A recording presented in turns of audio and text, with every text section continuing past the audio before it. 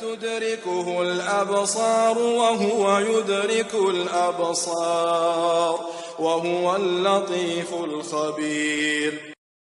نشی روگی رولی اللہ تعالی لرا نظرین دے خلق پخپل علم کے او دغا اللہ تعالی روگی روی نظرین دے خلق او دغا اللہ تعالی دیر بارک بین شخبردار دائی.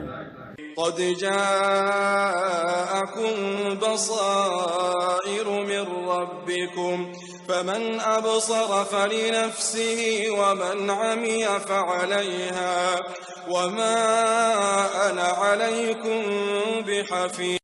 یقینا تو ستا د خپل رب لطرف اشکارا دلیلین رغلی دی نو چاچ بصیرت پوها حاصل کړه نو د خپل ځون د پوره حاصل کړه او څوک چړین شو نو ضرر گناه په هم دې کس باندې دو او زه په تو سه باندې نگهبان نه یم.